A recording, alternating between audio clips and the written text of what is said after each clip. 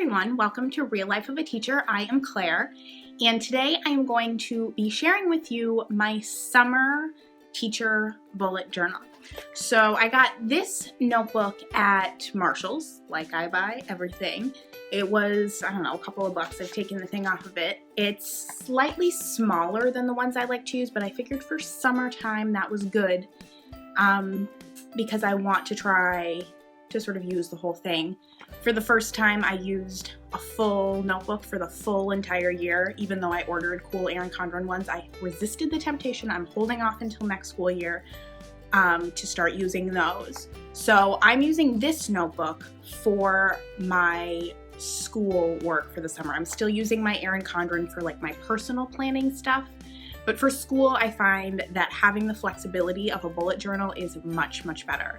So I'm teaching summer school, so I'm using this to keep records of my summer school stuff, to plan my summer school stuff, and I'm also using it to plan things for next year. So my next unit plans, my pacing, all of that good stuff.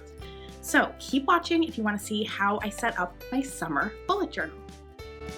All right, so let's get into it. This is just my kind of mediocre cover page. Not a huge fan of the fonts, but I'm just playing around. You know, it's one summer. I can live with fonts that I don't really like, but it's always fun to play. And then I'm going to put in some washi tape that I got at the Target dollar spot. It's got little popsicles. It's cute.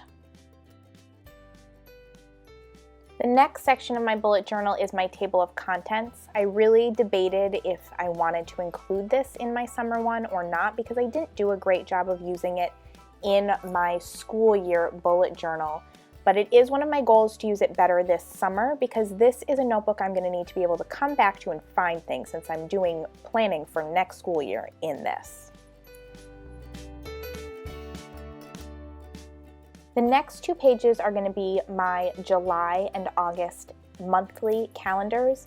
I'm putting them together because the idea of this notebook is that it's for just the summer. Normally I distribute my calendars, my monthly calendars throughout my other ones, but because I know this is a short-term notebook, I'm going to put them both together at the top. I also don't often put in the box calendars. I feel like it takes so much stinking time, but I just kind of felt like it today, so I did. Then I put in the dates, which I kind of messed up. You'll see up at the top here, I have an extra row, but it will work just fine. It will get the job done. Once I have the numbers in, that's when I obviously start putting things into my calendar. Today I just put in days I have summer school, PD days, and the first day of school. The next pages I decided to put in some space for me to put goals for my students for summer school. I have 9 summer school students, so I sort of broke the page up into the groups that my students will be in. Now I'm giving myself space for keeping daily records and daily to-do lists and plans for each day of summer school. I've given myself enough pages and only set up the first week so far.